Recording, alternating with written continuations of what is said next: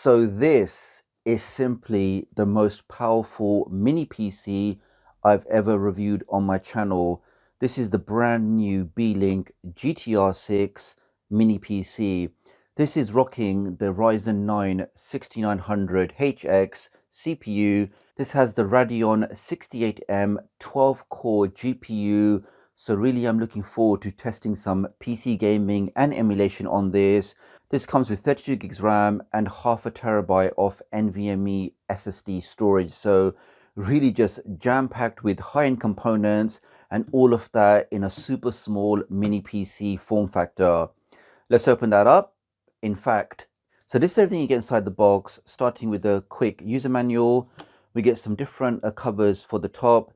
We get some mounting screws, HDMI cables, power adapter, and this is the actual unit. I mean, it just has a really nice premium feel. Let's open that up. And here is the unit, guys. So it has a really nice texture top, which you can actually swap out with some other options.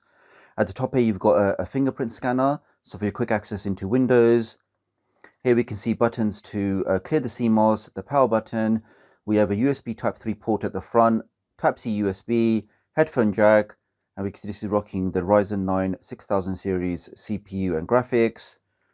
On the side here, we've got the GTR logo and some ventilation. On the back, we have power input, we have gigabit Ethernet, we have 4 HDMI outputs, and this does support 8K at 60 frames per second. We have 2 more USB 3 ports and also 2 USB 2. So lots of ports, lots of expansion and connectivity options.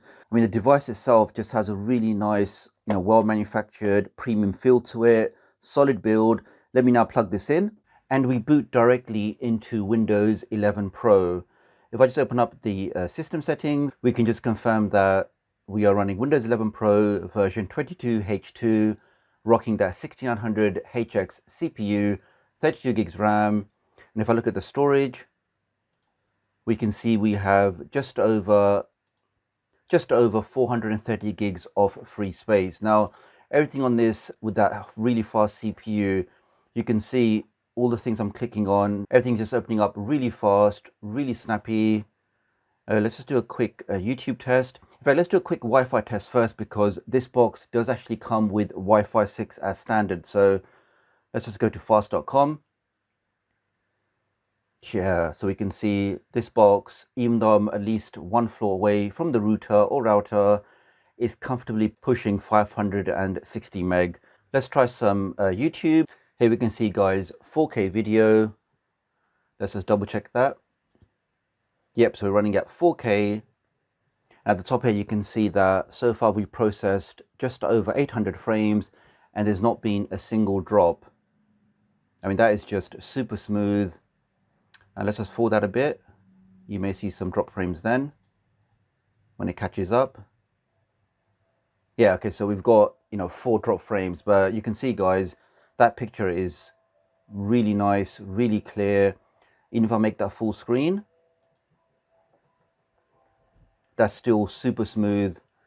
No issues handling 4K playback. So all of your favorite video streaming websites, your Netflixes, your Disney Pluses, all of that will be super smooth on here. And what a glorious picture. Let me now show you some benchmarks, and let me just say a big shout out to Retro Game Corp for allowing me to use some of his footage. So here we can see some Counter-Strike Go getting well over 100 frames per second, super smooth. Now we have some GTA 5 playing at 1080p in normal settings. Again, very, very smooth, easily pushing over 60 frames per second. Now, depending on the game, you may have to slightly adjust the graphic settings, maybe play in medium mode instead of high, or maybe just high instead of ultra high. Here, for example, we can see Skyrim, which he had to go down to medium settings to get a playable frame rate. Street Fighter is running at 1080p high settings. Again, very good frames. Whereas a game like Doom Eternal, he had to play in lower settings. So again, depending on the game, how complex the graphics are, you may have to adjust the settings just so you can get the best possible performance. But to be fair, to get these kind of graphics, this kind of performance with built-in iGPU, I think it's pretty impressive. Let's talk about benchmarks. So here we can see on the Cinebench 15 score, the GTR6 got a score of 2082 for the multi-core and 260 for the single core, beating the previous generation, which was the 5900HX, which got 2009 for the multi-core and 240 for the single core. So definitely a jump in performance. And here we can see the scores for the Geekbench 4. So again, we can see GTR6 was a few steps ahead of the previous GTR5. And finally, the PC Mark 8 score, we can again see it was very close, but the GTR6 is definitely a faster box. Now we have some emulation, so starting with some GameCube, running on the Dolphin emulator, playing at 3 times native resolution, getting great frame rates. Also very similar for F-Zero GX, that's looking good.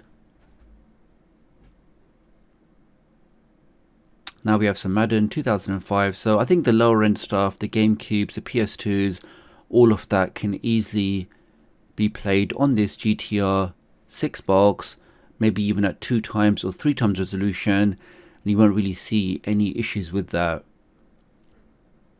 Now moving on to Xbox, we can see that it can be tricky depending on the game, but most of the games he tested, he was able to play at 2 times resolution.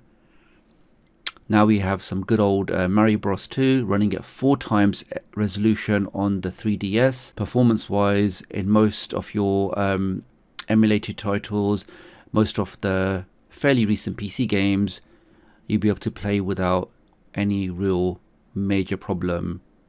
Ending with some Donkey Kong Country Tropical Freeze.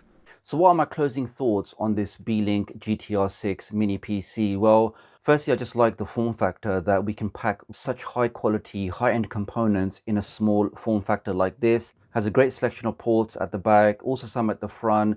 So whether you want to plug in external peripherals or add multiple monitors, all of that you can do straight away out of the box without adding any extra adapters or anything like that. Also with the performance, as you saw with some of the PC gaming and some of the emulation, this box really does pack a punch, and you will be able to play most of your recent games in either 720 or 1080p, just with the graphics slightly reduced.